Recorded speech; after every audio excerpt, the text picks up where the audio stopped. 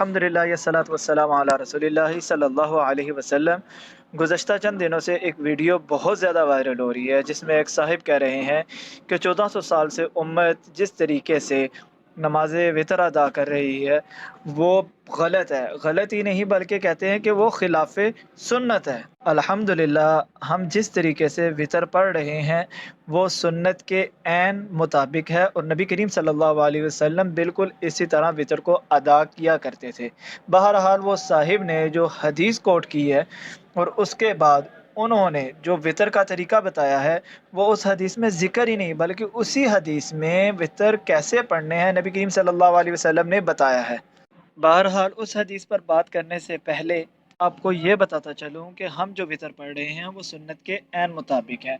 बुखारी शरीफ की हदीस है, तवील हदीस है, मैं उसका सिर्फ मकसूदी हिस्सा पढ़ रहा हूँ। अम्मी आयशा रवायत करती हैं कि नबी करीम सल्लल्लाहु अलैहि वसल्लम 3 वितर पढ़ते थे और ये 3 वितर एक सलाम के साथ पढ़ते थे। ये मैं अपनी तरफ से नहीं ऐड कर रहा कि बल्कि सुनन निसाई की रिवायत है कि अम्मी आयशा रज़ी अल्लाह तआला अन्हा फरमाती हैं कि बेशक रसूलुल्लाह सल्लल्लाहु अलैहि वसल्लम वितर की 2 रकात पर सलाम नहीं फेरते थे।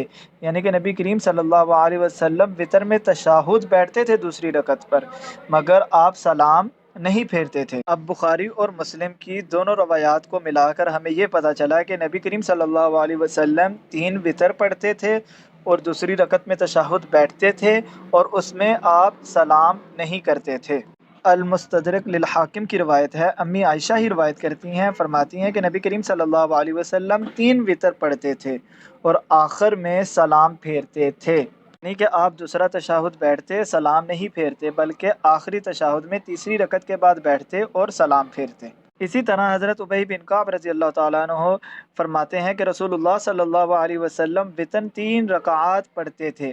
पहली रकत में सब्बिहिस्मा रब्बिकल आला, दूसरी रकत में कुल या अय्युहल काफिरून और तीसरी रकत में कुल हुवल्लाहु अहद पढ़ते और तीसरी रकत के इख्तिताम पर सलाम फेरते थे।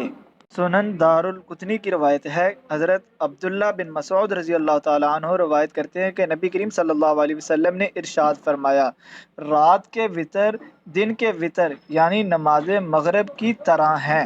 मुअजमुल औसत में इन्हीं अल्फाज के साथ अम्मी आयशा रवायत करती हैं कि वितर की 3 रकात हैं जैसे मगरिब की 3 रकात हैं। और अल इस्तिआब में हज़रत अब्दुल्ला बिन मसूद फरमाते हैं कि मैंने अपनी वालिदा को भेजा कि आप अलैहिस्सलाम के घर रात गुजारें और देखें कि आप अलैहिस्सलाम वितर किस तरह पढ़ते हैं। चनाचा उन्होंने आप अलैहिस्सलाम के यहाँ रात गुजारी, बस आप अलैहिस्सलाम ने रात में जितना अल्लाह को मंजूर हुआ नमाज पढ़ी। जब रात का आखिरी हिस्सा हुआ तो आप सल्लल्लाहु अलैहि वसल्लम ने वितर पढ़ने का इरादा किया तो पहली रकत में सब्बिहिस्मा रब्बिकल आला, दूसरी रकत में सूरतुल काफिरून पढ़ी और फिर कादा किया, सलाम फेरे बगैर खड़े हो गए और तीसरी रकत में सूरत इखलास पढ़ी। यहाँ तक कि जब इससे फारग हुए तो तकबीर कही, दुआए कनूत पढ़ी और जो अल्लाह को मंजूर था दुआएं की और तकबीर कही, रकू किया। इन तमाम अहादीस और आसार से हमें पता चलता है कि नबी करीम सल्लल्लाहु अलैहि वसल्लम का मामूल ये था कि आप 3 रकत वितर पढ़ते, उस दूसरी रकत में तशहुद बैठते, बग़ैर सलाम किए आप खड़े होते, तीसरी रकत में सूरत पढ़ते, सूरत के साथ सूरत इखलास मिलाते, उसके बाद दुआए कुनूत पढ़ते और फिर आप रुकू करते।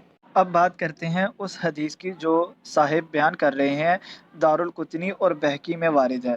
हज़रत अबू हुरैरा की हदीस का सिर्फ एक हिस्सा वला तशब्बहू बिसलातिल मगरिबी को ज़िक्र करके तहरीर कर दिया कि नबी करीम सल्लल्लाहु अलैहि वसल्लम ने एक सलाम और 2 तशहुद के ज़रिए नमाज वितर पढ़ने से मना फरमाया है। हदीस शरीफ के एक हिस्से को ज़िक्र करके फैसला करना तो ऐसे ही होगा कि जैसे कोई कुरान पाक की ये आयत पढ़े और कहे कि नमाज पढ़ने से मना किया गया है, वला तक़रबुस्सला, नमाज के करीब भी मत जाओ। मगर पूरी आयत क्या है? पूरी आयत यह है कि वला तक़रबुस्सलात व अंतुम सुकारा, नमाज के करीब मत जाओ जब तुम नशे की हालत में हो। इसी तरह दारुल कुतनी की जो रवायत है उसके पूरे अल्फाज इस तरह हैं, नमाज वितर 3 मत पढ़ो बल्कि 5 पढ़ो या 7 पढ़ो या 9 पढ़ो या 11 पढ़ो या इससे ज़्यादा करो, इसे मगरिब के मुशाबहे ना करो। जबकि ये कह रहे हैं कि दूसरा तशहुद ही नहीं बैठना, ऐसा कहीं भी नहीं लिखा।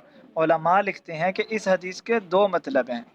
پہلا تو یہ کہ نماز وطر کو مغرب کی طرح نہ پڑھو، یعنی وطر کی تیسری رکعت میں بھی سورۃ فاتحہ کے بعد کوئی سورت ملاؤ تاکہ مغرب اور وطر میں فرق ہو جائے۔ اور دوسرا معنی یہ کہ نماز وطر کو مغرب کی طرح نہ پڑھو، یعنی وطر میں دعائے قنوت بھی پڑھو تاکہ مغرب اور وطر میں فرق ہو جائے۔ اور پھر آگے ان صاحب کہتے ہیں کہ وطر میں دعائے قنوت نہیں بلکہ قنوت نازلہ پڑھنی چاہیے، جبکہ وطر میں قنوت نازلہ اور دعائے قنوت دونوں پڑھی جا سکتی ہیں۔